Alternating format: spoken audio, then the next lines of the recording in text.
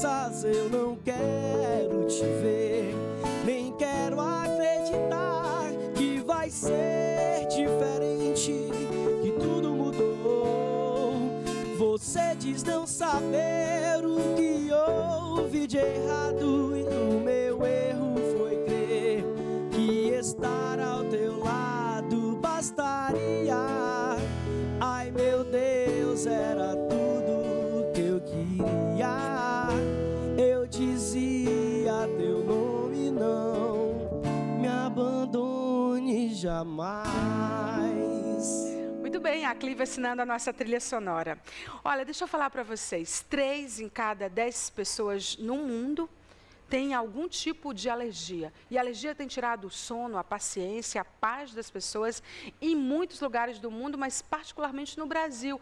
A gente quer saber por que exatamente, o que tem causado essa alergia, há como se prevenir, os diagnósticos não são tão precisos, por que exatamente? Para falar sobre isso, tirar todas as dúvidas, dessa que foi uma pauta campeã nas nossas redes sociais, nós vamos conversar agora com a doutora Jordana Portela Lima. A doutora Jordana, ela é a nossa convidada de hoje para falar sobre esse problema que aflige a população e principalmente saber de que maneira a gente pode lidar com isso. Ela é médica alergista e é com ela que nós vamos conversar a partir de agora. Doutora Jordana, eu imagino quantos casos você não deve tratar, na verdade, no seu consultório. Eu vou dar o meu boa noite, mas vou chamar para o pessoal de casa um VT para entender um pouco mais sobre o que vamos falar. Pode rodar.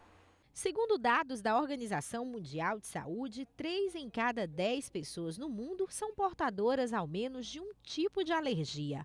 Os atópicos ou alérgicos, como são conhecidos os portadores de alergias, convivem com respostas exageradas do sistema imunológico a certas substâncias chamadas alérgenos. Eles são os responsáveis pelo desenvolvimento das alergias e podem ser ambientais, como fungos e ácaros.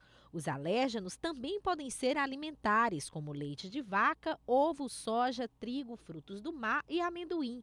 Insetos como mosquitos, abelhas, vespas, maribondos e baratas também causam a doença, além da urina e saliva de cães e gatos, e medicamentos como antibióticos, anti-inflamatórios e hormônios.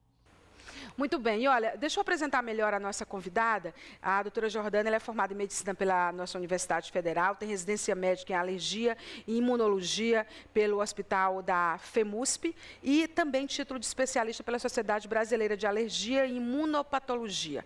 Em 2014, ela participou de um congresso importante, que foi um congresso mundial. Que ponto nós chegamos? Um congresso mundial de alergia que aconteceu no Rio de Janeiro. Por que a alergia está chamando tanta atenção da medicina? Pelas estatísticas, mas pela dificuldade de tratar, de fazer diagnósticos também? Boa noite. Boa noite, Maia.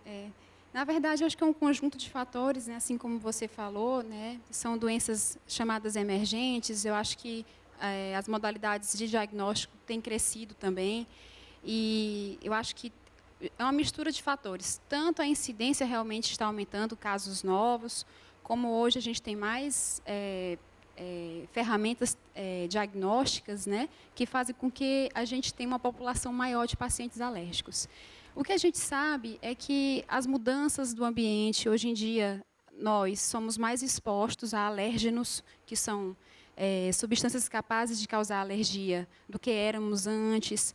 Houve uma série de mudanças em todos os aspectos, se você for pensar, alimentares, exposição a medicamentos, às vezes indiscriminada. As mulheres amamentam menos, então as crianças são mais acometidas por alergias alimentares já muito cedo. Então, essa mistura de fatores, como a gente, somada com a melhora dos diagnósticos, fez com que houvesse esse boom. Esses números, né? Tem uma expectativa que em torno de 8 a 10 anos, aproximadamente metade das pessoas vai ter alguma forma de alergia. Menos o Amauri. Eu vou precisar estudá-lo depois. O Amauri disse que nunca teve nenhum problema com alergia, já conversou com a mãe dele, disse que nunca teve nenhum processo alérgico, né, Amauri? Que bom. Você tem alguma pergunta para fazer para a doutora Giovana? Não, sendo você um caso raro? Deixa eu entender, a alergia no sentido de que uma medicação que você vai tomar... Quais são os sintomas de alergia? O que ele quer saber é se ele acha que não teve alergia porque ele não manifestou o que a maioria das pessoas manifesta, que Porque eu não tive contato com a substância que possa me causar alergia. A gente não tem um momento preciso para uma alergia aparecer, né? A gente sabe, por exemplo, algumas faixas etárias têm algumas predileções, por exemplo, bebezinhos pequenos, a gente sabe que as alergias alimentares são mais frequentes, né? Além da pelúcia, né? Sim, essa questão das cortinas, exatamente, dos os aeroalérgenos, na verdade, eles podem acometer pessoas em qualquer idade, né? Na verdade, como eu falei, não tem um momento exato, a alergia é exatamente isso, é uma quebra de tolerância. Você convivia muito bem com aquele fator até um belo dia em que o seu organismo monta uma resposta contra ele. E aí você tem uma gama de possibilidades e daí vem uma gama de sintomas, né? A gente pode ter sintomas cutâneos, você pode ter sintomas respiratórios, você pode ter, enfim, aí os causadores, alimentos, aeroalérgenos, medicamentos, látex, enfim, são grandes possibilidades. Aí a gente sempre tem que ter uma conduta individualizada, né? Cada paciente que entra tem a sua história, tem que ter o seu fio condutor do seu diagnóstico. O seu tratamento também tem que ser sempre individualizado. Então, por isso que as consultas geralmente são demoradas, a gente precisa muito da história clínica. Também. Os exames é uma arma que a gente sempre utiliza a nosso favor, mas às vezes tem uma interpretação difícil. Às vezes o médico que não é especialista, por exemplo, existe um exame famoso em alergia que é a IgE. Aí você, de repente, alguém recebe um exame de IgE. Como eu recebo pacientes assim? Doutora, eu recebi esse exame IgE, está aumentado. O que eu vou fazer agora? Aí eu falei, a primeira coisa que eu falo, calma. O que você tem? Aí começa todo o desenrolar. O que é o IgE, doutora? O IgE é uma proteína que é um grande mediador de... Você imagina, por exemplo, quando você tem... o nosso organismo ele tem várias células de proteção, né? A gente entra em contato com um antígeno, que é uma substância estranha, então alguém o recebe. Então, ele é apresentado para certas células, então fica aquela apresentação de antígenos, como a gente chama. Então, a partir dali, começa toda a resposta alérgica. A IgE, ela entra aí. Ela é uma espécie de um mediador das reações. Por exemplo, quem tem alergia para camarão tem um nível de IgE específico para camarão aumentado. Então, quando a pessoa come novamente aquele alimento, no caso o camarão, a IgE já está lá, pronta para se ligar nas células de alergia. Aí elas ficam ativadas e aí liberam substâncias que causam os sintomas. Sobre essa questão da autodefesa exagerada do organismo, que é um aspecto curioso da alergia, eu vou abordar já. Mas antes eu queria saber o seguinte, você estava falando sobre exames. Eu já tive processos alérgicos e eu fiz vários exames que não detectaram, não me deram uma resposta satisfatória exatamente a que eu era alérgica. Isso é comum? Isso acontece, porque é sempre o que eu falo muito no consultório. A gente tem que tentar tirar o máximo do paciente de história, de sintomas, porque é isso que vai nortear a investigação. Não tem como a gente sair pedindo exames aleatórios. Eu preciso de uma história clínica, às vezes, mais consistente, para eu poder pedir os exames certos para você e daí te dar um diagnóstico. Por exemplo, vou te dar um exemplo. Eu recebi uma criancinha com alergia de pele. A mãe achou que foi a carne de porco, porque ela comeu a carne de porco, as proteínas da carne de porco passam para o seu leite, e aí, daí ela pensou numa reação. Tudo bem, o mecanismo é esse. Mas aí pensem comigo, o que a criança toma todos os dias? Qual é a grande exposição dela? É o leite, né? Tanto as proteínas de leite da dieta da mãe, como às vezes as crianças que tomam leite artificial. Aí eu conversei com a mãe, o mais provável não é isso, né? A gente sempre pensa que as alergias são com as coisas que a gente menos faz, são com as proteínas que a gente menos entra em contato, são com aquelas coisas, um dia eu comi uma coisa diferente. Eu escuto muito isso no consultório, enquanto que, na verdade, é tudo o contrário. Pode ser algo que faça parte da nossa rotina, do nosso cotidiano. Normalmente é isso. É exatamente, a história do inimigo que mora ao seu lado. Aí esse paciente retornou depois, aí eu fiz uma hipótese de alergia à proteína do leite e veio positivo. Doutor, e o exame da carne de porco não veio. Não era. Pois não, Amaury. No caso, você falou dessa proteína que o organismo desenvolve para proteção e tal. A IgE. A IgE. E, assim, a pessoa não tinha alergia ao camarão, por exemplo, caranguejo. Ela desenvolve a alergia. Depois, essa alergia pode passar, a pessoa pode voltar a consumir ou não? Aí depende do tempo em que ela começa. Por exemplo, essas alergias alimentares da criança pequena, geralmente o paciente volta a ficar tolerante. Então, a criança fica alérgica, vamos supor, de 4 a 5 anos, e depois ela fica tolerante ao leite novamente. Mas essas alergias alimentares do adulto, camarão, por exemplo, não. Geralmente o paciente fica alérgico o resto da vida. Outros exemplos, alergias a medicamentos. O paciente também geralmente não recupera mais essa tolerância. Esse mecanismo fica fixo. Pode ser uma coisa que passa de pai para filho?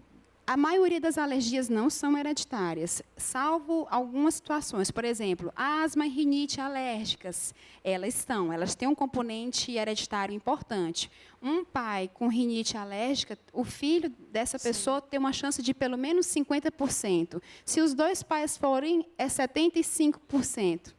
Então, mas, por exemplo, eu tenho uma alergia de pirona, meu filho vai ter? Não. As alergias a medicamentos, a princípio, não teriam esse comportamento hereditário. Não são todas. Algumas têm, como essa parte de alergias respiratórias, elas têm sim. Tem alergias que, assim, pode parecer não, é uma pergunta de uma pessoa leiga, por isso que a gente está entrevistando uma médica. Existem alergias de fundo, por exemplo, emocional, provocadas por isso?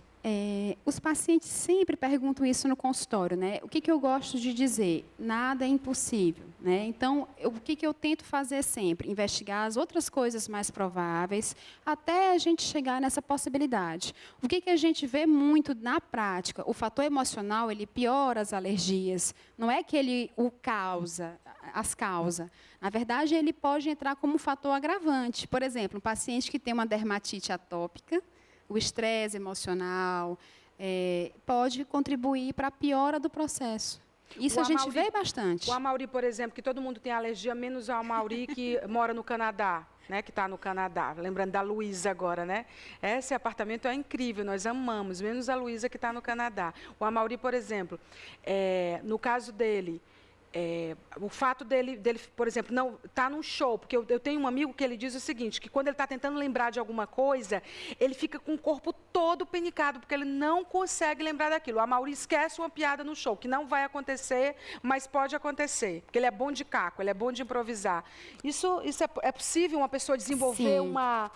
Existe um tipo de urticária, que é a urticária colinérgica, que o fator desencadeador, o gatilho, o trigger, é exatamente a elevação da temperatura corporal. Então, se ele tiver isso por estresse, por um exercício físico, ele vai ter uma crise de urticária. Então, se ele fica nervoso num show, então ele vai aumentar a temperatura corporal e vai ter uma crise de urticária. Isso é possível. O que você quer falar, Amaury? Então, quando o pessoal me vê me encostando no palco, é porque eu esqueci o texto. Alergia no Brasil. Nós somos mais alérgicos que os outros países? Isso é difícil responder, porque, infelizmente, os nossos dados de prevalência no Brasil não são tão fidedignos, né? Quando a gente estuda as estatísticas da nossa população em relação às outras, o Brasil sempre aparece, temos bastante. Né? Por exemplo, o Hospital das Clínicas faz parte de estudos multicêntricos que envolvem vários países. Mas dizer que nossa população é mais alérgica, na verdade, eu vou lhe responder, lhe devolvendo uma pergunta. Onde você acha que nós temos mais alergias? Nos países mais desenvolvidos ou nos países menos desenvolvidos? Menos desenvolvidos. É o contrário. Porque foi uma pegadinha, doutor. Eu fiz uma pegadinha. Onde você acha que tem mais alergia? Na Índia ou no Canadá? No Canadá. Por quê? Onde o Amaury está, por isso que ele... Mas o Amaury mora no Canadá, como é que ele... Exatamente por isso, porque assim, na Índia as pessoas têm mais exposição a diversos alérgenos. Então eles acabam tendo uma tolerância maior. Lá no Canadá, não. Né? Você imagina, as excelentes condições. Então, qualquer alérgeno que chega passa a ter uma força maior. Vamos para a Índia urgente. E exatamente por isso que as alergias também estão aumentando. Nossas condições sociais, enfim, da população, de um modo geral, econômicas, enfim, todas melhoraram muito. Por isso, mãe. Né? Não é verdade? Por isso que eu não tenho alergia, eu entendi, mais ou menos. Só desculpa, eu cortei, porque, assim, no meu tempo, eu fui criado lá, caiu no chão, só pisa gente conhecida, bota na boca, comia. Aí, Exatamente. brincava de pé no chão. Hoje em dia, esses meninos de granja, que não pode botar o pé no chão, não engatinha se não for num tapete de borracha, então aí... A questão do sistema imunológico é impressionante, as defesas, O sistema né? imunológico é um equilíbrio muito difícil. Ao mesmo tempo que ele tem que ser estimulado, né, para que a gente produza as nossas proteções, isso tudo é muito melindroso, né? Tudo muito difícil, né? A minha sobrinha de 4 anos, ela estava num processo alérgico, um atrás do outro, que a gente imaginava que fosse alérgico. E nós a levamos o Dr. Carlos Henrique Neri Costa, um grande infectologista. Ele não é alergista, mas é um infectologista Um grande médico, de primeira. A primeira coisa que ele disse, há excessos de cuidado. Tire toda a medicação, bote a menina no chão, deixe ela fazer o que ela quiser, tire tudo, suspenda tudo. Em menos de uma semana, em 3 dias, ela estava boa. A gente aprende muito isso na faculdade, tipo assim, pensar nas coisas mais simples sempre é o mais importante, né? Essas medidas mais simples a gente esquece, quer usar muita tecnologia às vezes, mas se existe uma especialidade que é clínica, que eu preciso sentar às vezes com o paciente, ouvir a história, se eu quiser fazer um diagnóstico, é alergia. Porque eu preciso disso, porque muitas vezes os exames não vão ajudar muito. O que vai me ajudar é a história do paciente, é a percepção. Quantas vezes eu peço para o paciente, faça um diário.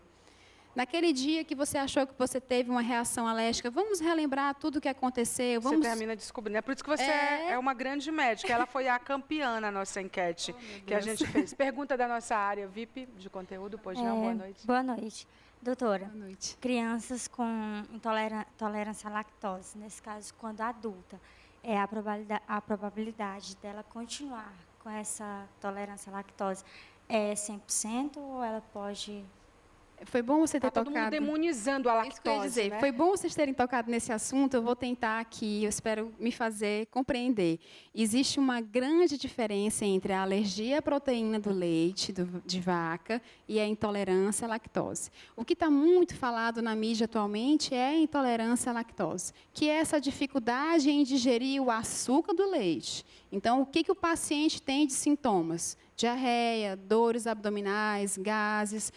Praticamente 75% das pessoas têm, cada um em seu grau, uns mais, uns menos, mas isso daí não é uma alergia verdadeira. A alergia verdadeira é aquela que eu falei, da criancinha pequena, que está na introdução do leite na sua vida, e aí tem quadros que não são só intestinais, muitas vezes são sintomas cutâneos, temos sangramento intestinal, tem muitos outros sintomas. Então, a alergia à proteína do leite é um quadro muito mais amplo, que não é só intestinal, normalmente passa, a criança recupera a tolerância em torno de 4 a 5 anos de idade. Alguns estudos falam que esse tempo está se prolongando, algumas crianças estão ficando intolerantes mais tarde, por volta de 8 anos. Mas a intolerância, quem tem, teoricamente vai ter sempre, depende do derivado do leite que você consumir, depende da quantidade desse derivado. Por exemplo, o paciente pode tolerar um iogurte e não tolerar um leite condensado. Uhum. E quem é a pessoa que consome uma grande quantidade de leite e não tem sintomas? Se você perguntar ao seu redor, a grande maioria das pessoas tem isso. Então, a mídia mistura. Eu recebo pacientes, doutora, meu filho tem alergia à lactose. Aí eu explico, alergia à lactose não existe. Todas as respostas alérgicas, elas são montadas para as proteínas. Não temos alergias montadas para açúcares. Então, começa já daí. Então, esse quadro da intolerância está muito na mídia, está muito famoso. É a dieta sem glúten, sem lactose, para as pessoas poderem perder peso. Eu acho que é válido, acho que tem a ver com o bem-estar, mas que não se exagere tanto, que as pessoas tenham cuidado com isso, porque acaba generalizando e as coisas não podem ser feitas assim. Sem dúvida. Cada sintoma, cada paciente é de um jeito. Qualquer dúvida, procurar o especialista para tirar as dúvidas. Mas é isso que vai acontecer. Aquela criancinha com alergia à proteína do leite, ela vai ficar boa. E o intolerante à lactose, que é que somos nós, adultos, teoricamente vamos aprender a conviver e melhorar a nossa dieta, né? Tendo cuidado na hora da quantidade do consumo. Por isso que a doutora Jordana venceu a nossa enquete de grande alergista para falar sobre esse assunto. Ela acredita na história do paciente, tem que acreditar, porque ele é a fonte que você tem, né, para começar a investigação. Jordana Portela Lima, alergista, falou com a gente sobre alergias. Muito obrigada, doutora. Deixa eu falar para o pessoal de casa sobre as dicas da Anchieta. Cupcakes não dá alergia. Depende, né? E aí é muito legal, gente, essas receitas, porque todo mundo está na onda, faz tempo, né? Da vibe do cupcake. Aqui tem tudo. É cada um mais incrível que o outro, olha. Olha isso, gente. Olha isso. O Brito está mostrando ali para o pessoal de casa. Tirar um pouco o brilho. Muito legal, né? E tem cada um mais legal que o outro. Olha esse com rosas. Olha esse. Muito legal, muito legal. Então, aqui você encontra na Anchieta, livro de receita. Aliás, a parte de gastronomia de lá é realmente incrível. E aí, para a gente dar uma quebrada e dar uma outra dica de livros científicos, técnicos, o novo Código de Processo Civil, comparativo com o Código de 1973. Foi anotado com referências ao Código, à legislação extravagante, às resoluções do CNJ. Enfim, é uma crítica, na verdade, né? Mostra o que é, mas faz a crítica contundente em relação ao novo Código de Processo Civil brasileiro. Antes de ir para o intervalo, também queria falar para vocês do Dr. Tiago Castro, mas, na verdade, do Hospital do Olho, que tem à frente o Dr. Tiago Castro, que faz consultas e exames importantes, cirurgias também na área oftalmológica, como a cirurgia de catarata, operadas pelos robôs LensX e Centúrio, mas que tem à frente um grande médico. Vamos ver. O mundo é lindo e fica ainda melhor quando você enxerga com os melhores olhos. O Hospital do Olho apresenta Centurion, a tecnologia mais segura e precisa em cirurgia de catarata no Piauí. Guiado pela competente equipe médica do Hospital do Olho. Encante-se ainda mais com o mundo enxergando tudo muito melhor. Venha para o Hospital do Olho.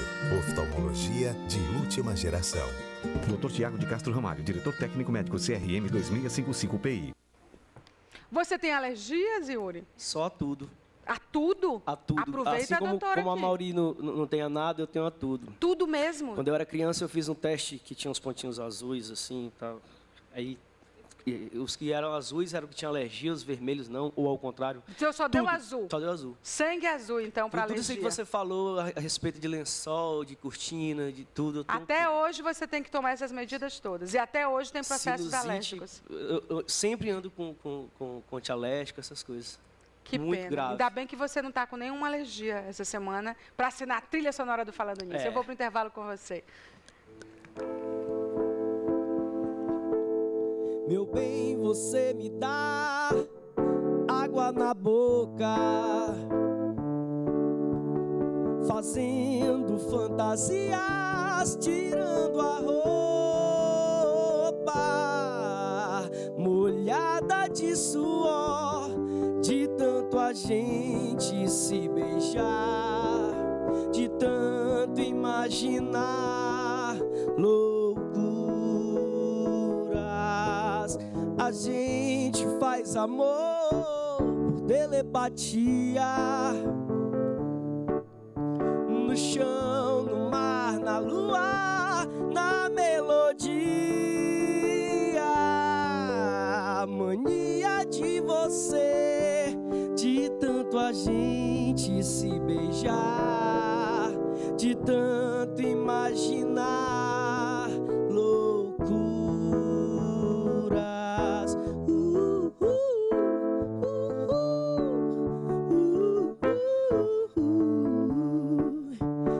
Nada melhor do que não fazer nada, só pra deitar e rolar com você.